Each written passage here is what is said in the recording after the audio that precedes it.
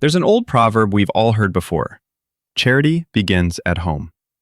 It's simple, timeless, and powerful. Yet in our modern, fast-paced, hyper-connected world, this phrase, once seen as a guiding principle, has become more of a cliché than a practice. Charity may begin at home, but let's be honest, it's often the last place on earth we treat with kindness and thoughtfulness. And that's a problem. A very human one. We live in a world that encourages grand gestures. We applaud public generosity, we celebrate those who donate to causes, help strangers in need, or fight for justice on the world stage. And all of that is wonderful. It's necessary. We should care about our communities, our countries, and the world at large. But somewhere along the way, we began to forget that the smallest acts of love shown behind closed doors can be just as profound. Because what good is generosity to the world if we withhold it from the people closest to us? Think about your own home, your family, your loved ones, or even just yourself. How often do you extend the same compassion to them or to you that you so freely offer to others? We hold the door open for strangers, but slam it in frustration at our siblings. We smile and nod politely to our coworkers, and then snap at our spouse. We donate charities overseas while ignoring the emotional needs of our children right in front of us. We share inspirational quotes about kindness, but we speak harshly to our parents because they should know better. Why is it so easy to be patient with the world, but impatient with the people we love most? Part of the answer lies in comfort. Home is where we let our guard down. It's where we believe we don't have to perform or be on our best behavior. We expect those closest to us to understand us, to forgive us, to bear with us, no matter what.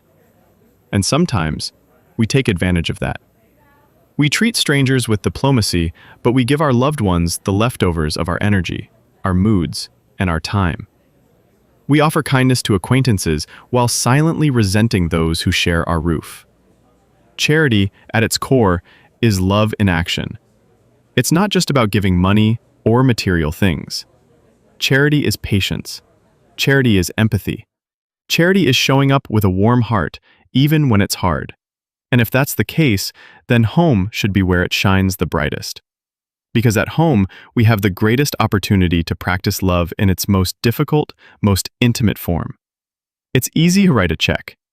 It's harder to apologize first. It's easy to show up for a cause. It's harder to show up for dinner when you're tired. It's easy to say I care to the world. It's harder to say I'm sorry to your child or your partner. Home is where the real work is, where the real heart of charity lies. When we begin to treat our homes with kindness and thoughtfulness, something incredible happens. We build a foundation, strong, deep, and honest, that allows that kindness to ripple outward. A person who grows up in a home where compassion is normal doesn't have to learn it later. A child who is listened to with patience becomes an adult who listens to others. A partner who feels appreciated gives that appreciation back to the world. When we model emotional generosity at home, we plant the seeds of empathy that spread far beyond our doorstep. But if we neglect home, if we abandon kindness where it matters most, then no amount of outer charity can compensate for the inner void.